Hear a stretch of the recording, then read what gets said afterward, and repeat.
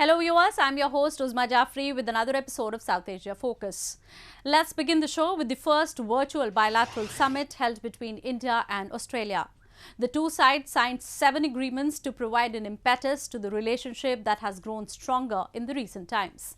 They also unveiled a shared vision for maritime cooperation in the Indo-Pacific. Incidentally, the two countries are also part of the group which has expressed its willingness in initiating an investigation into origins of coronavirus outbreak.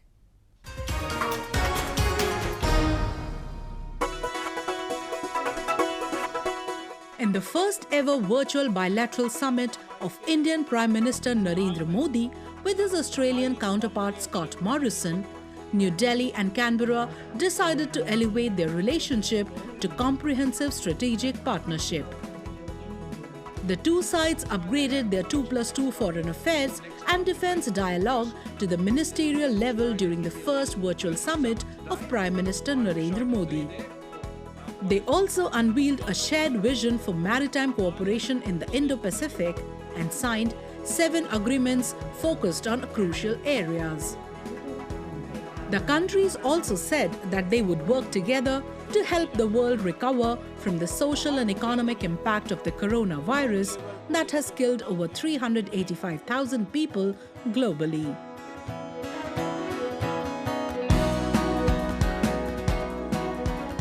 वैश्विक महामारी के इस काल में हमारी comprehensive strategic partnership की भूमिका और महत्वपूर्ण रहेगी।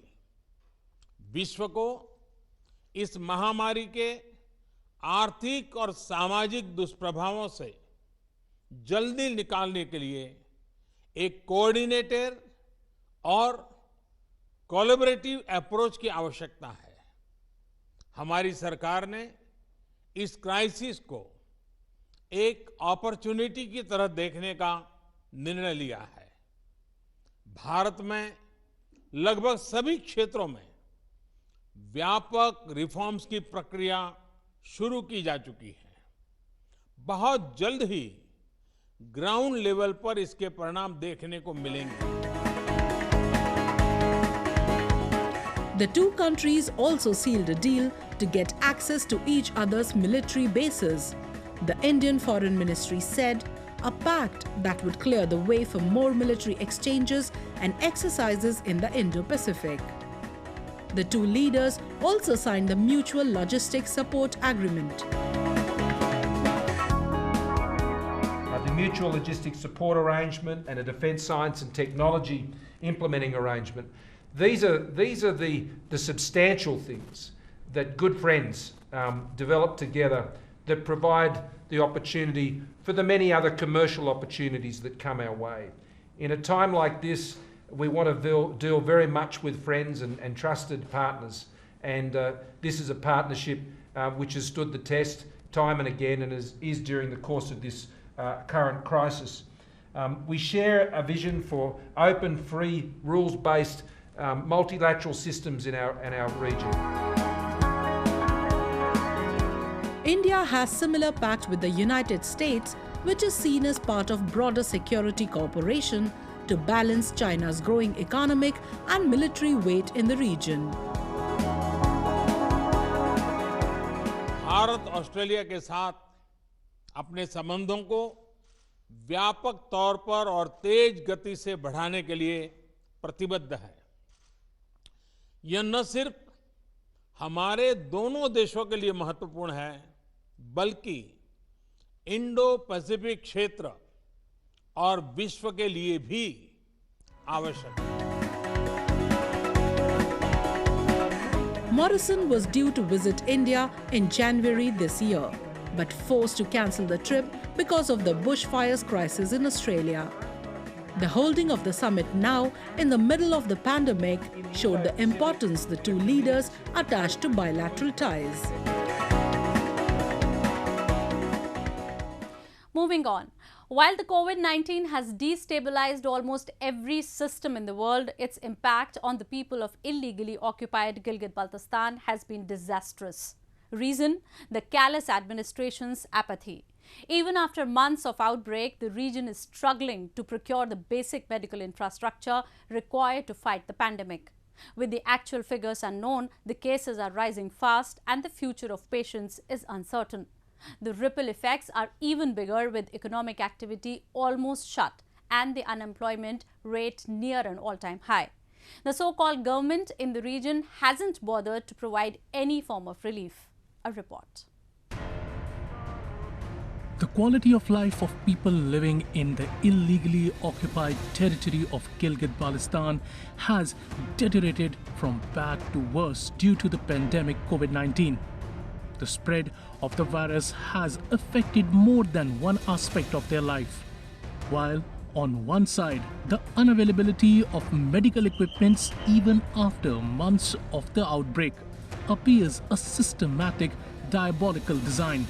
A sharp rise in the unemployment tables has imposed threats of widespread poverty. Locals who have managed to live by themselves till now accuses administrators of filling their own coffers with the money they are receiving as aid. People have also criticized the knee-jerk reaction of authorities to curb the spread, which they say hasn't addressed the real issue and has instead created unnecessary troubles. Corona की वजह से हमारे गिलगित बल्तिस्तान में बेइंतहा बेरोज़गारी हो गई है। न कोई रोज़गार है, न कोई ऐसा सिस्टम है। बहुत पुरसान हाल है। बहुत महंगाई आसमान से बातें कर रही है, बेरोज़गारी आसमान से बातें कर रही है। और गवर्नमेंट की तरफ से कोई ख़ास वैसा कोई वो नहीं है जो होना चाहिए कि जैसा उन्होंने लॉकडाउन का जो सिस्टम शुरू कर दिया है, जो टाइमिंग उन्होंने रखा हुआ है इस टाइम से 5 बजे तक का, 5 बजे के बाद ये कोरोना नहीं होता है। ये सब ये गवर्नमेंट की पॉलिसियाँ हैं। गवर्नमेंट का सिस्टम में उनको बाहर से फंड वगैरह आता है, बाहर से उनको डोनेशन वगैरह आते हैं। तो इस वजह से ये है कि ये अपना ही देखते हैं, बाकी आवाम को नहीं देखते हैं। हालांकि आवाम से ही ये लोग आ गए हैं, ये खुद नहीं है। आवाम ने उनको मैंडेट दिया हुआ है, आवाम ने ही उनको वोट देकर, आवाम ने ही उनको ये अपने इतने ऊँचे पोस्ट में उनको ज़रा पहुँचाया हुआ है। तो लिहाजा ये है कि मैं दरख्वास्त करता हूँ, मैं रिक्वेस्ट करता हूँ वक़्त के हुक्मरानों से कि खुदा रहा जो है हमारे गिलगित बल्तिस्तान की तरफ भी कोई नज़रसानी करें। पसमंदा इलाका है, वैसे ही बेरोज़गारी इतनी थी, उसमें मज़ीद और बेरोज़गारी बढ़ गई है। People are unable to earn amidst an environment of restriction, while the operations around the world have resumed with careful measures. The region continues to suffer under a lockdown. The administrators have no option but to keep the people confined as they are ill-prepared to take on the virus even now. A more satanic design, however, has emerged during the crisis. Locals claim that these people who were supposed to be leading the fight against the virus have exploited it for their own benefits. They are reporting more numbers to claim more compensation from international bodies. तकरीबन 600-700 लोग 700 के करीब बढ़ गए हैं। लेकिन ये बढ़ क्या गए हैं, ये कि वो ना रिपोर्ट आती है पॉजिटिव। आदमी को थोड़ा सा भी गर्मी हो गया, थोड़ा सा वो हो गया, तो ये है कि उसको वो शो करता है पॉजिटिव।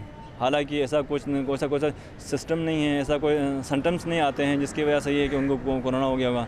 लेकिन गवर्नमेंट को उसका फ़ायदा है, इस वजह से उनका आगे से वो माल मिलता है, पैसे मिलते हैं। तो इस वजह से ये है कि वो ये उन्होंने पॉजिटिव शो करके अपना रेशो ज़रा बढ़ा रहे हैं। ऐसा कुछ नहीं है। ये WHO है, ये उनके साथ इलाक़ है, उनके साथ टच में हैं। ये उनको पैसे देती है गवर्नमेंट को, वो उनको रेशो बढ़ाते हैं, वो इनका अपना परफॉर्मेंस दे दिखाते हैं कि इतने लोगों, इतने पेशेंट हो गए, इतने उसको सेहतियाब हो गए। Gilgit-Baltistan is under Pakistan's forceful occupation, where the government hardly cares about their concerns. The region has already reported over 700 cases, but no sense of urgency has been shown by those who claim the region as their own. A record low number of testing in the region with a population of 15 lakh not only reflect Pakistani intent for the region, but also raises an alarm for the number of casualties the region could report in coming times. Moving on to India, where even after the mounting case count and death toll, the country is much better positioned in comparison to others, with its preventive measures playing an active part. Its efforts to bring back its stranded citizens under its repatriation programs are also in continuity. Along with the government, the citizens too are rigorous in its attempts to spread awareness about the deadly virus. We have a report. With an average of 1.2 lakh samples being tested for COVID-19 per day, India is definitely taking huge strides in its battle against COVID-19. While the country's testing capacity has increased, the number of labs testing for the virus has also soared. Presently, there are 476 government and 205 private labs conducting tests for COVID-19.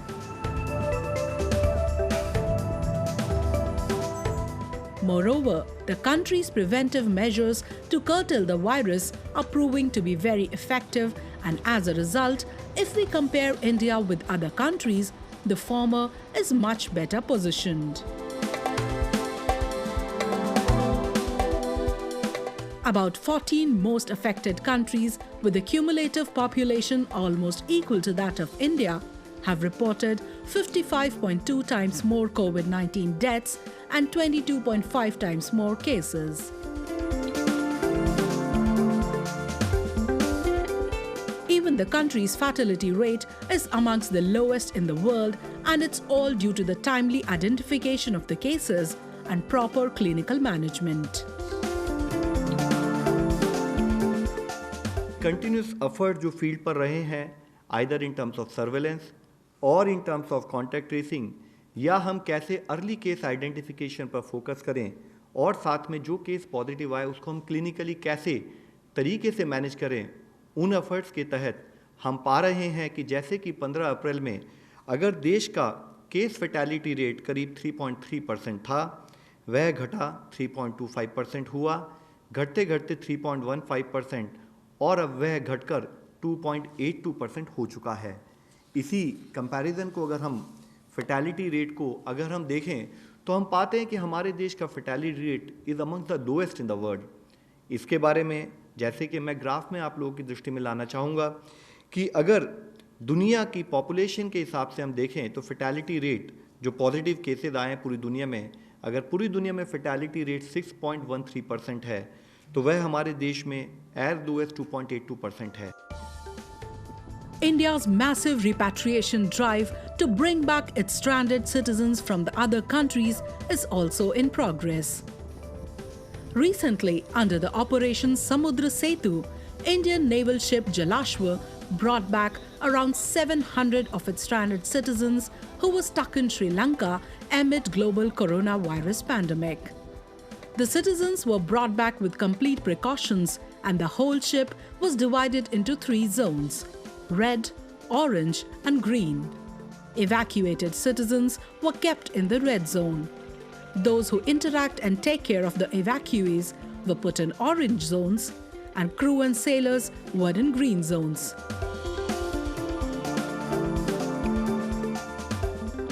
These 700 Indians have been here for a few months because of the COVID-19 related situation, the inability to travel back, and today Indian Navy is proudly adding one more chapter to its volumes of its glorious deeds in the service of the nation. We thank the Navy people and the Indian Commission for having brought us back home safe. We had a very pleasant trip. Along with the government and administration, artists across the country too are busy battling the virus with their creativity. In Guwahati city of Assam, they painted coronavirus-themed artworks on walls to generate awareness about the deadly virus and appreciate frontline workers. A graffiti resembling a microscope image of coronavirus urged people to stay at home in a bid to stop the virus from spreading.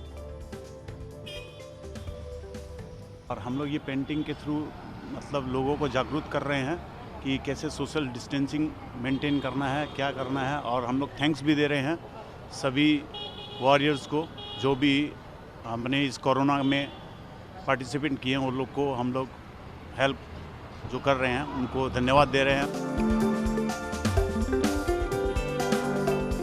World's biggest lockdown, along with the extensive government campaign of social distancing and hygiene, have so far given positive results and is doing much better than several other affected countries.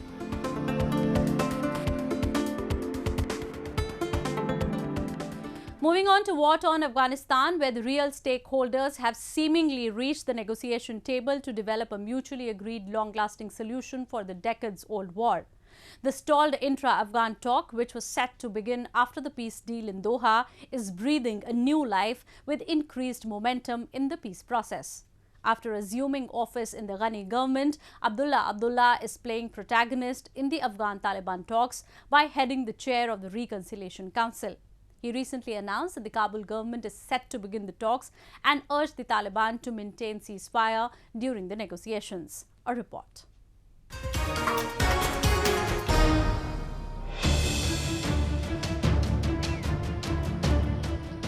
A US-Taliban peace deal, an expected intra-Afghan peace talks, prisoner release and an unprecedented ceasefire sum up the current situation of Afghanistan.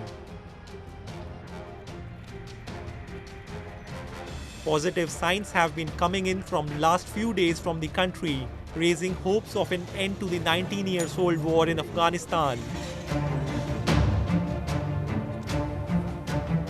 First, the release of Taliban prisoners by Afghan government and then an unexpected ceasefire by the Taliban insurgent group have brought the negotiating teams closer at the talking table.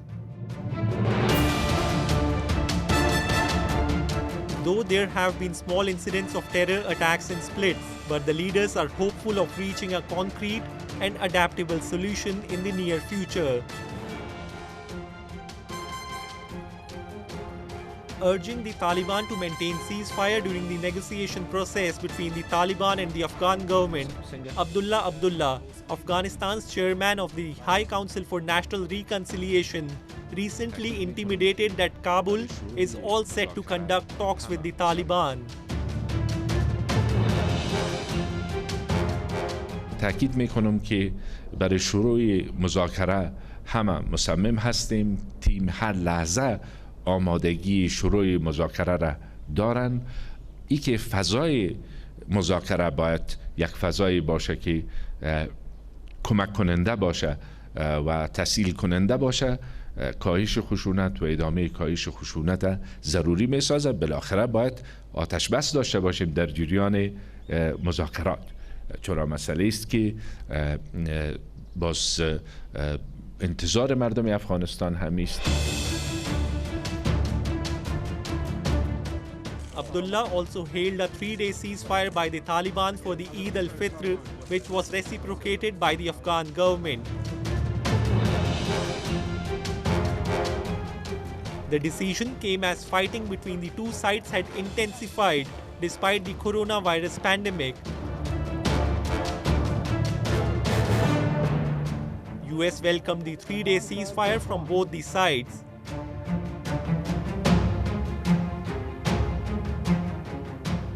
اخیراً علائم خوبی را شاهدش هستیم. اعلان آتش بس و نبودن خشونت به اون حدی که قبل از آتش بس وجود داشت و تبادل زندانیان که به رقم بسیار قابل ملاحظه صورت گرفته، اینا شرایط مساعده را ایجاد کرده. ما وقت اعلان کرده نمیتونم، اما هر لحظه تیم جمهوری اسلامی افغانستان آماده شروع مذاکره هست.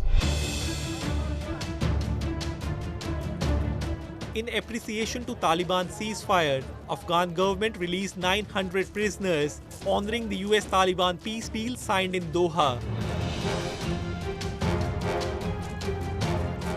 The prisoner exchange is a precursor to the peace talks, and the government said an extension in the ceasefire was important to furthering the peace process.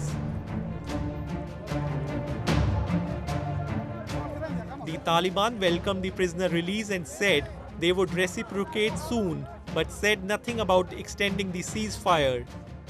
Abdullah signed an agreement to share power with his rival President Ashraf Ghani on May 17, ending a months-long impasse over a disputed election and raising hopes that the government would now focus on the US-brokered peace process effort.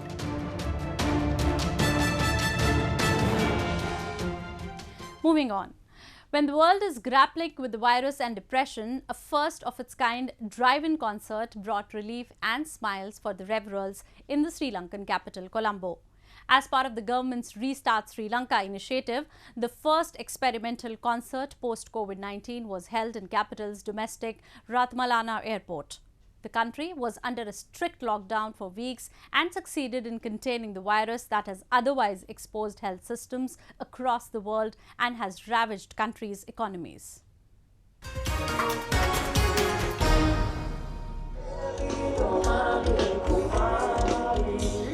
Hundreds of revelers drove into Ratmalana, the domestic airport in Sri Lankan capital Colombo, and rejoiced the first experimental concert organized in country post the outbreak of COVID-19.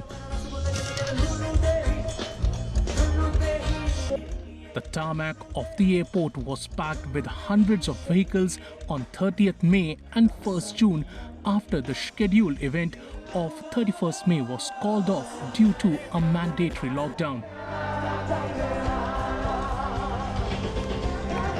The 2-hour performance, organized by two of Ireland's most popular young musicians, Bhatia and Santosh, was also broadcasted live on radio and TV. It's done under strict controls. So people were asking a lot of questions. Is this safe? Is this not safe? What's happening? I must say that the authorities came up with a proper plan. As you can see, the park, from the time that you come in, your safety is at it is utmost important. The concert was announced on May 26 when strict lockdown restrictions were lifted throughout the island nation. Tickets were sold out online in a few hours. The second concert, originally planned for May 31st, had to be postponed to June 1st after the government declared a 24-hour curfew for that day.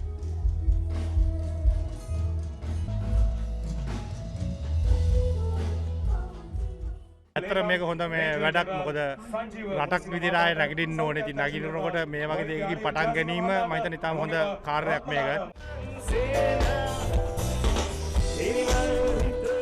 The money from the sales of the ticket will be donated to President's Coronavirus Fund. Sri Lanka has 1,620 infections and 10 deaths due to the virus as of Sunday.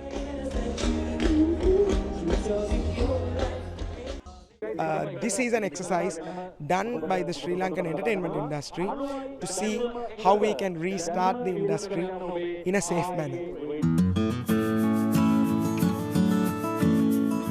Sri Lanka plans to reopen its tourism sector on August 1st by allowing only small groups of visitors to begin with, a tourism official said on Sunday. A limited number of small groups from around the world would be allowed to visit from August and stay in approved 5-star hotels that have put strict safety measures in place. The country attracted around 2 million tourists last year, and the sector contributes around 11% to the nation's gross domestic product.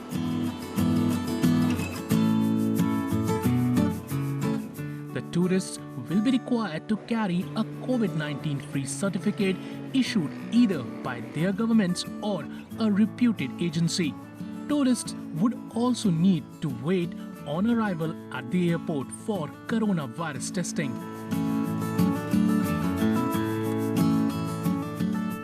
The governments across the globe are putting in several efforts to restore both physical and mental health of their citizens. With that, we come to the end of this week's episode. See you next week. Goodbye and take care.